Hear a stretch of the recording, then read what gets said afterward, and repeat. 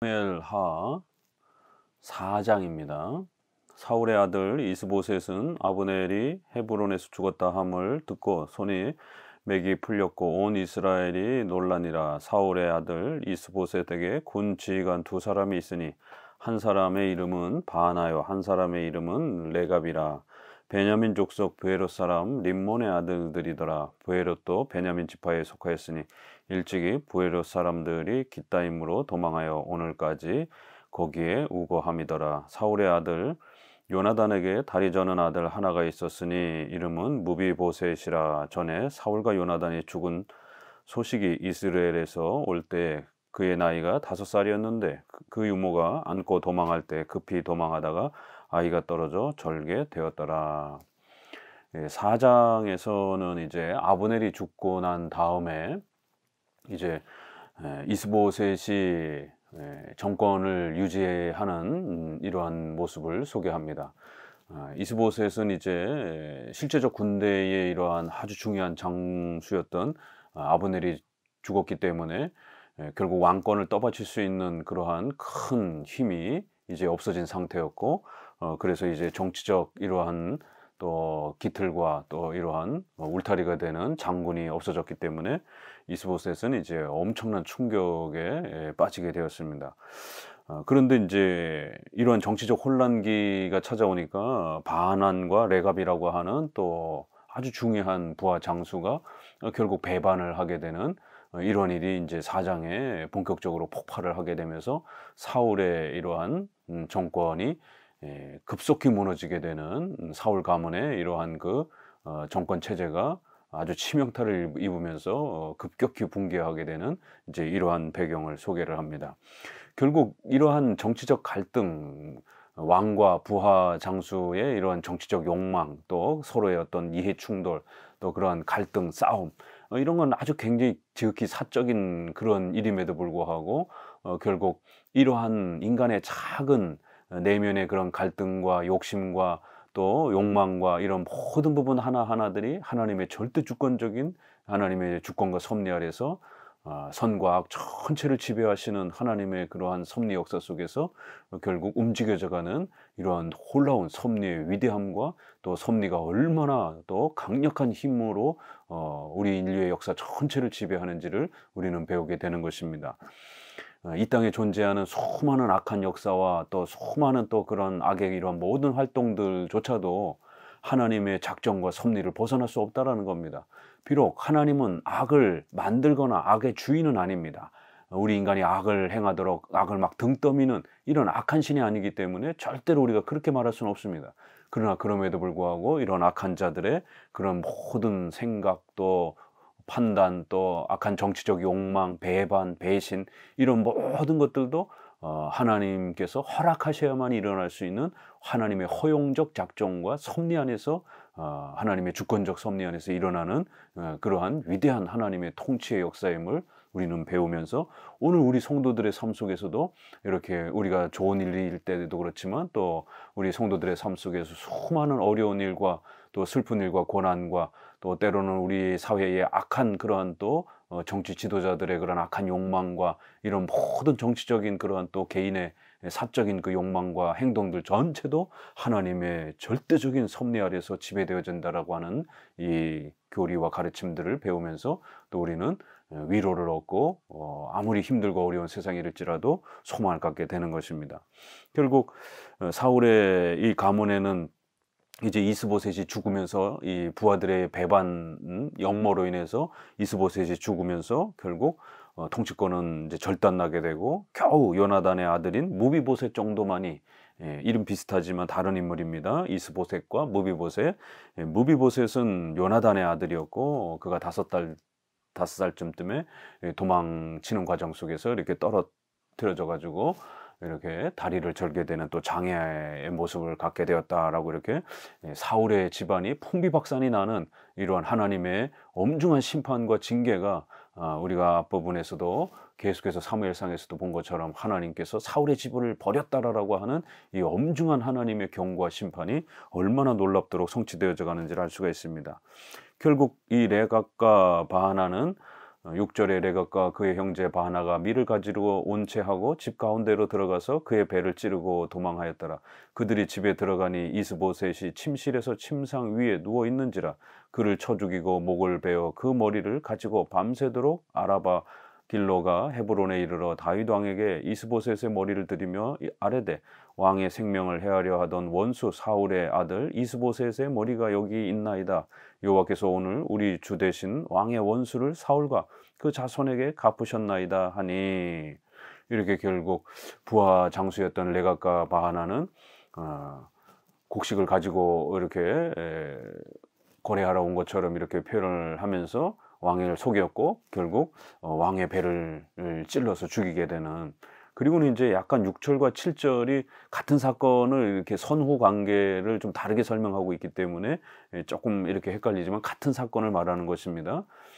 그리고 결국 그들이 머리를 베어서 그 머리를 들고 다윗에게로 가는 이제 이런 장면을 봅니다. 결국 왕에게 접근해서 왕을 배를 찔러 죽이고 또 머리를 잘라서 그렇게 다윗 왕에게로 갑니다. 그러면서 이제 이들의 말 속에 보게 되면 당신의 다윗의 원수였던 이제 이 사울의 아들을 우리가 죽여가지고 가지고 왔습니다. 그리고는 여호와께서 이제 당신을 이제 왕의 자리에 앉히시고 왕의 이런 원수였던 자를 없애주셨습니다. 이건 아주 굉장히 또 그럴듯한 신앙적인 그런 또 다윗을 지켜 세우는 이런 표현 같습니다. 그렇지만 겉으로 그렇게 신앙적인 그러한 그 표현을 담아냈을 뿐이지 다윗의 왕권을 높이는 것처럼 이렇게 받드는 것처럼 표현했을 뿐이지 결국 이들이 다윗에게로 귀순한 그런 목적은 아주 악한 그런 자신들의 정치적인 개인의 욕심을 채우기 위한 것이었죠. 분명히 다윗에게로 귀순하는 것은 이제 장차 다윗이 전체 이스라엘의 왕이 될 것이기 때문에 또 하나님의 언약이 있었기 때문에 다윗에게로 피신하는 건 분명히 맞는 일입니다. 그러나 그 피신하는 방법과 과정이 비성경적이 돼버린 것이죠. 자기 왕이었던 이스보셋을 섬겨야 되는 이런 부하 장수가 결국 왕을 배반하면서 왕을 죽이는 이런 폭력적인 악한 방법으로 섭리를 이렇게 배반하는 하나님의 섭리를 거역하는 이제 이런 일들을 행한 겁니다.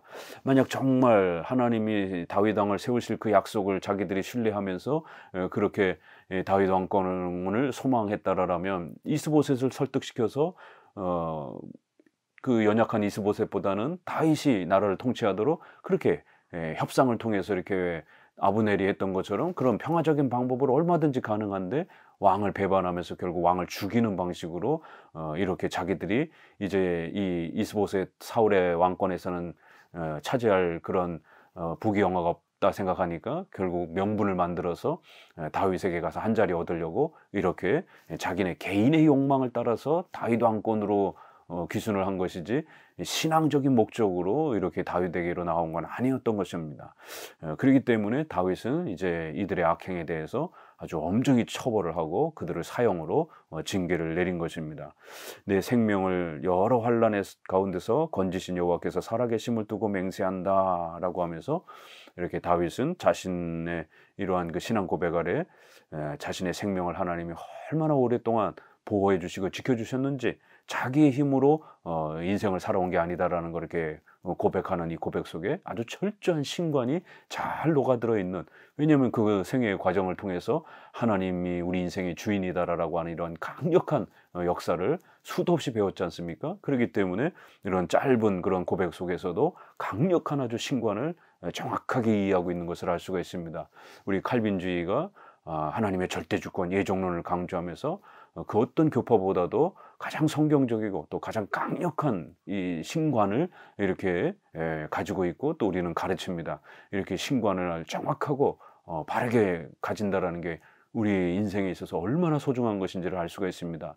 신관이 약하게 되면 결국 불신앙에 빠지게 되고 내가 믿는 하나님이 어떤 분인지를 제대로 모르게 되면 결국 하나님을 신뢰하지 않으려고 하게 되는 이런 일들이 벌어집니다.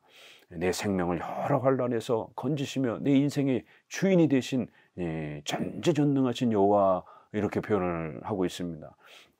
결국 너가 악한 방법으로 나에게 왔다라고 이렇게 책망을 하면서, 만약 너가 선한 방법으로 왕의 이런 또 부하 장수로서 아브넬처럼 그렇게 합법적인 방법으로 이렇게 다가왔다라면 얼마든지 칭찬을 받고 또 이렇게 좋은 이러한 또 군사적 위치를 차지할 수 있었을 텐데, 결국 하나님의 섭리의 이러한 성경적인 올바른 그러한 방식을 취하지 않고 결국 악한 방법으로 마치 다윗의 왕권에 나아가면 하나님이 기뻐하시는 줄 알고 이렇게 착각을 한 겁니다.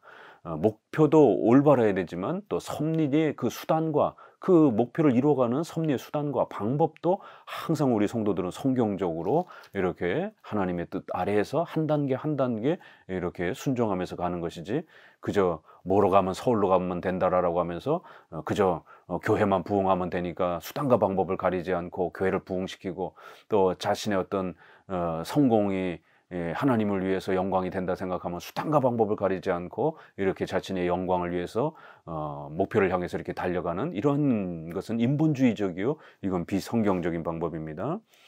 5장, 이스라엘 모든 지파가 헤브론에 이르러 다윗에게 나와 이르되, 보소서 우리는 왕의 한 고륙이니이다. 전에 곧 사울이 우리의 왕이 되었을 때에도 이스라엘을 거느려 출입하게 하신 분은 왕이시었고, 여호와께서도 왕에게 말씀하시기를 내가 내 백성 이스라엘의 목자가 되며 내가 이스라엘의 주권자가 되리라고 하셨나이다 하니라.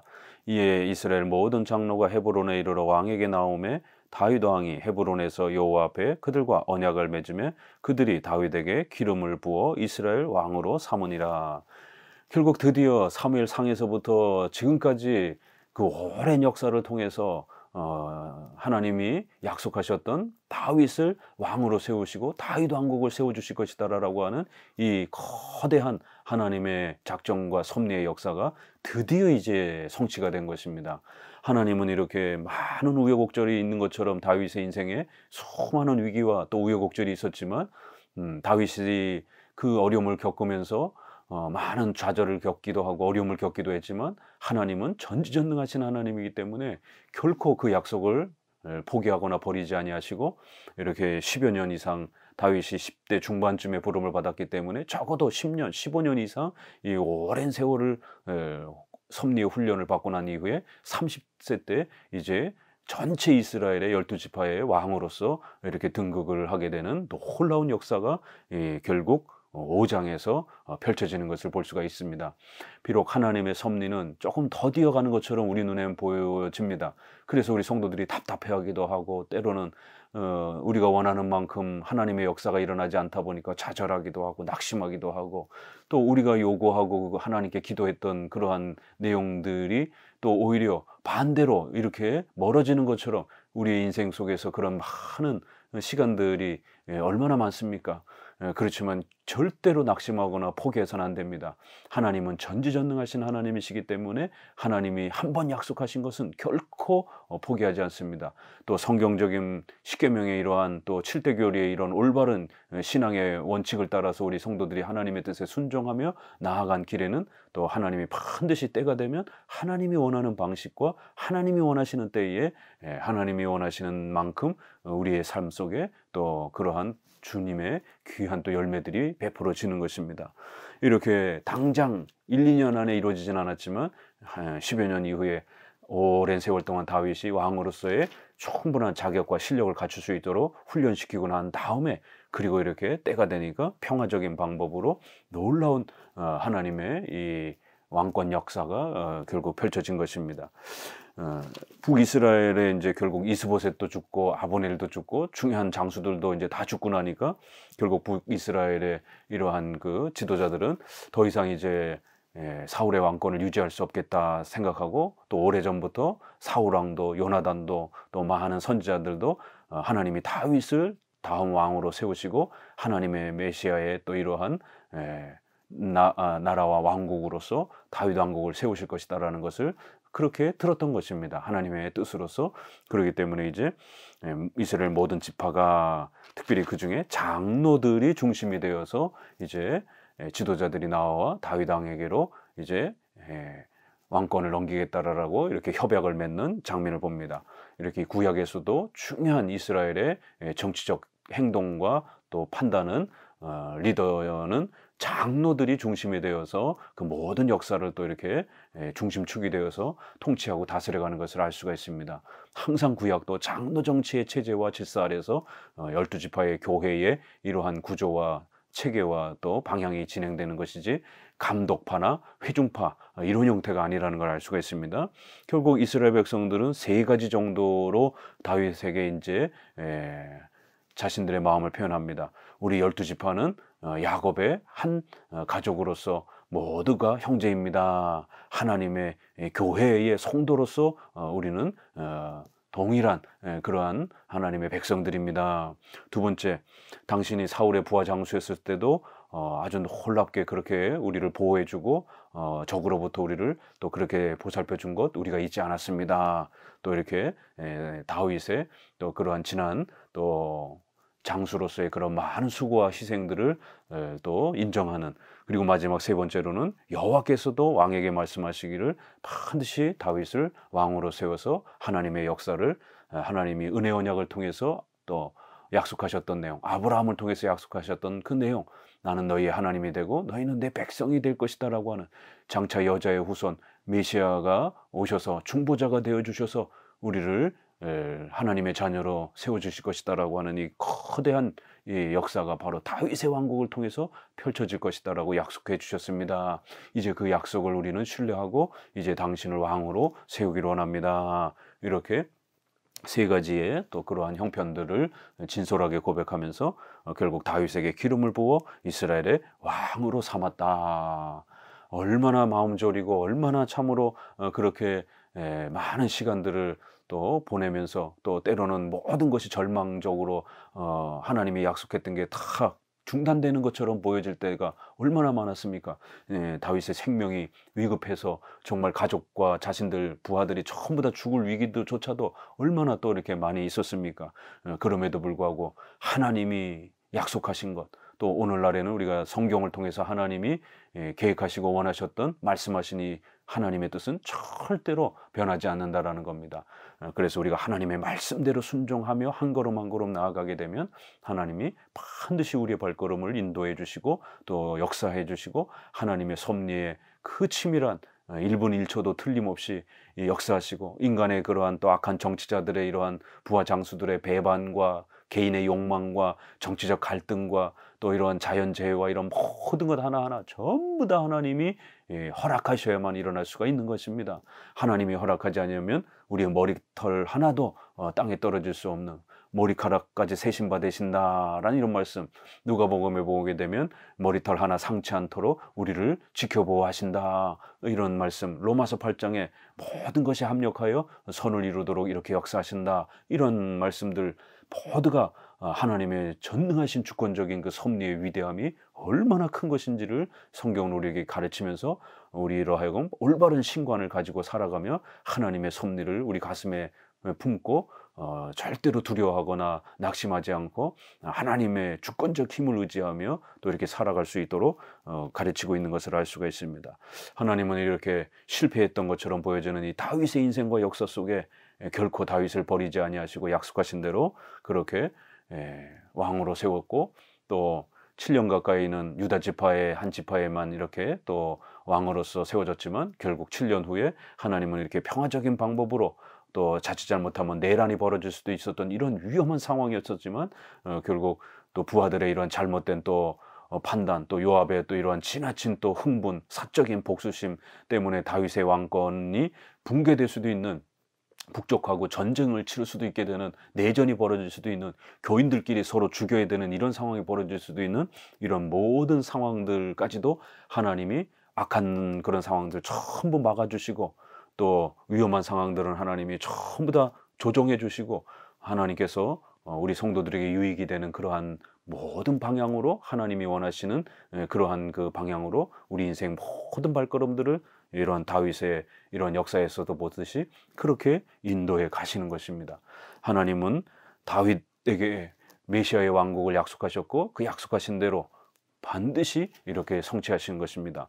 그래서 우리가 마태복음 1장 1절에 보게 되면 아브라함과 다윗의 자손 예수 그리스도의 세계라, 이렇게 구약의 은혜 언약이 아브라함에게서 1차적으로, 또 그 다음에는 큰 인물 중엔 두 번째로 다윗을 통해서 이렇게 그 은혜 언약이 펼쳐졌고, 그것이 결국에는 예수 그리스도를 통해서 그렇게 펼쳐진 것입니다.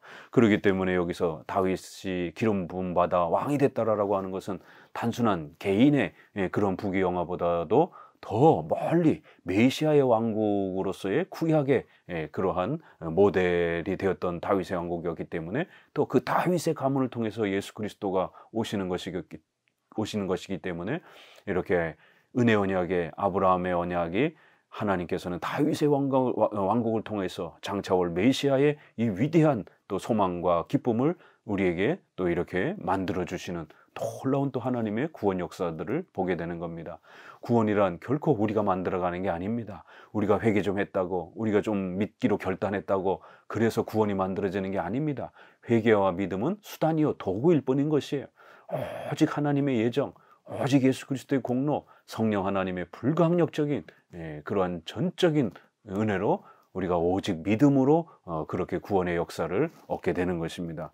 이렇게 메시아의 왕국을 구약에 이렇게 세워가시는 하나님의 놀라운 구원의 위대한 역사를 우리는 또 이 5장을 통해서 다윗의 왕국이 드디어 세워졌다라고 하는 이 감격스러운 선언을 통해서 우리는 또 이제 메시아의 왕국을 차근차근 완성해 가시기 위한 거대한 구약의 또 이러한 하나님의 놀라운 또 구원의 역사들을 깨닫고 배우는 겁니다. 4절, 다윗이 나이가 30세에 왕에 올라 40년 동안 다스렸으되 헤브론에서 7년 6개월 동안 유다를 다스렸고 예루살렘에서 33년 동안 온 이스라엘과 유다를 다스렸더라. 이렇게 이제 하나님께서 다윗의 이러한 그 생애를 어떻게 도와주셨는지, 다윗이 비록 연약하고 또 이세 집안의 막내였고 이렇게 여러모로 보나 인간적으로 자랑할 것도 없고 연약한 다윗이었지만, 하나님이 선택하시고 예정하셔서 하나님이 이렇게 다윗을 세우신 것입니다. 그리고 그 다윗의 가문이 더 풍성해져 가도록 그렇게 하나님이 도와주셨기 때문에 여기까지 온 것이에요.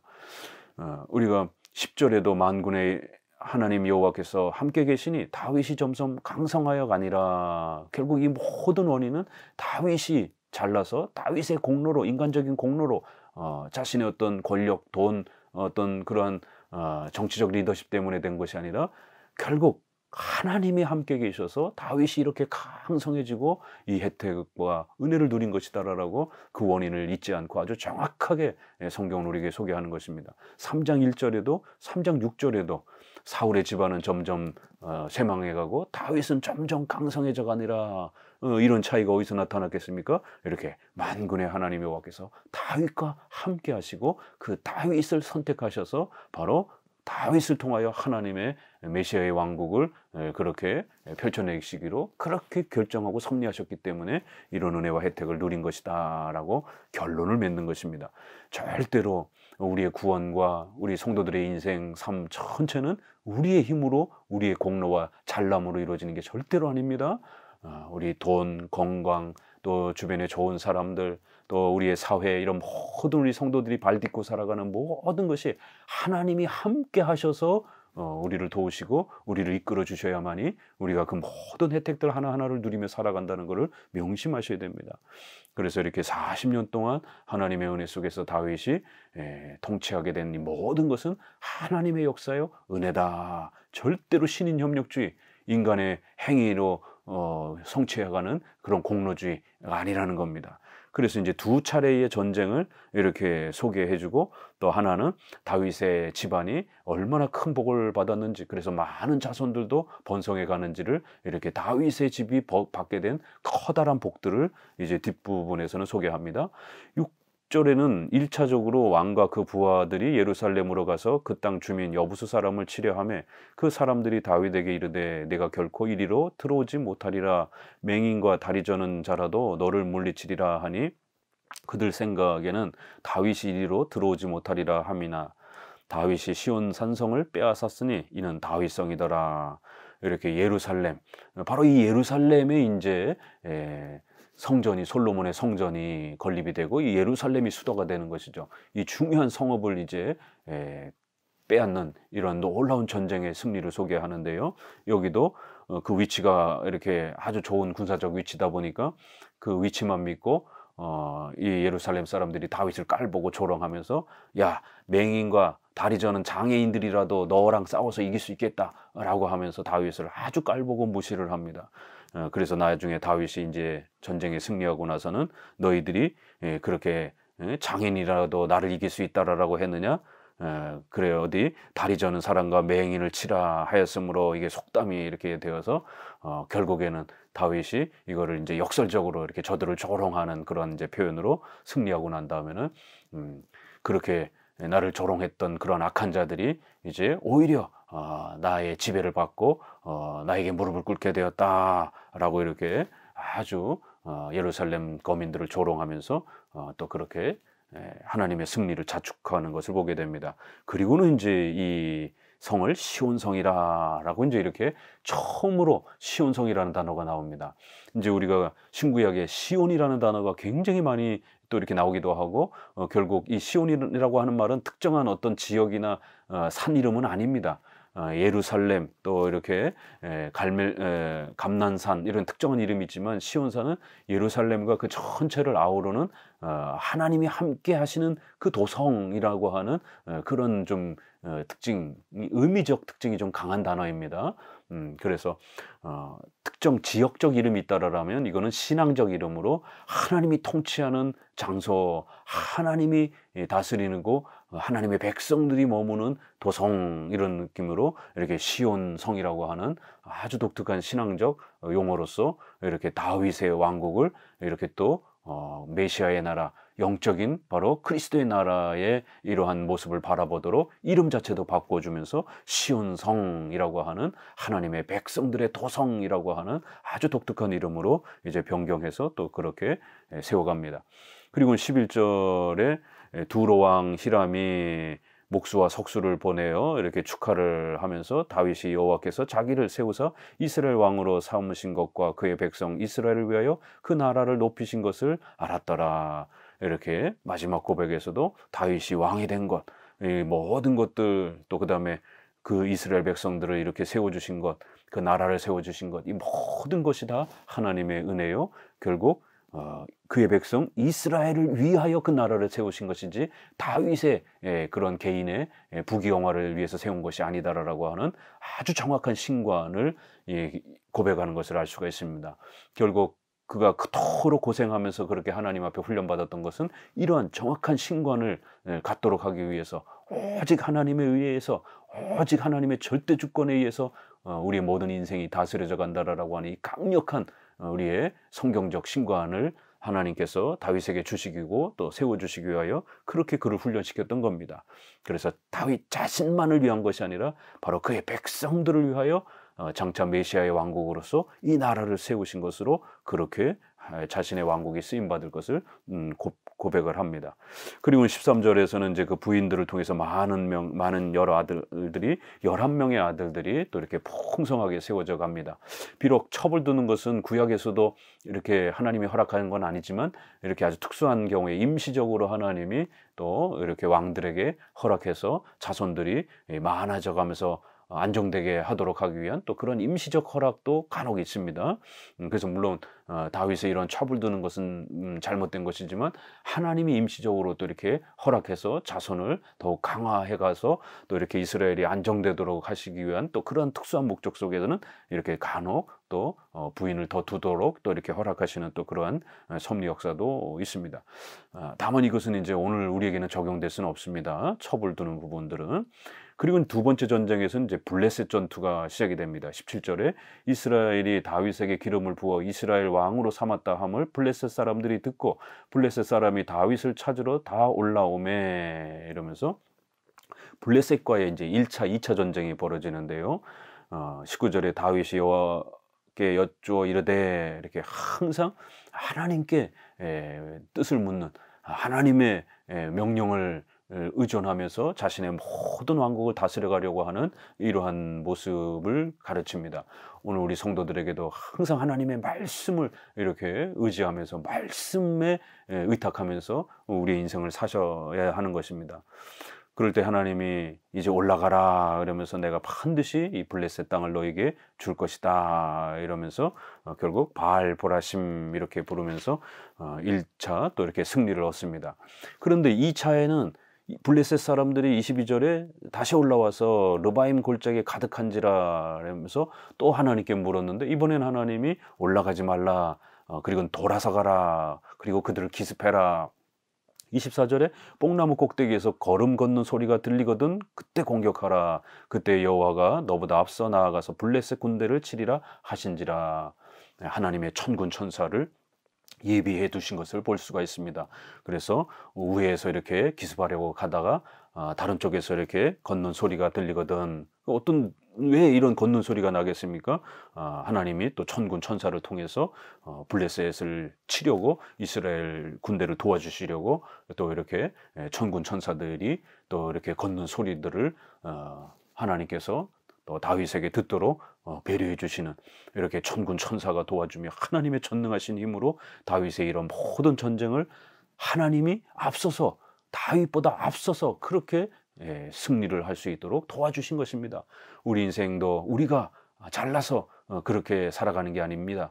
하나님이 전지전능하신 주권과 섭리로 또 천군 천사를 사용하셔서 우리 인생의 위험과 어려움들을 다 막아주시면서 하루하루에 우리의 모든 인생을 그렇게 하나님이 또 이끌어 가시면서 우리의 삶을 또 보호하시는, 오직 은혜로 우리가 매 순간 살아가고 있다는 사실을 꼭 기억하시기 바랍니다. 감사합니다.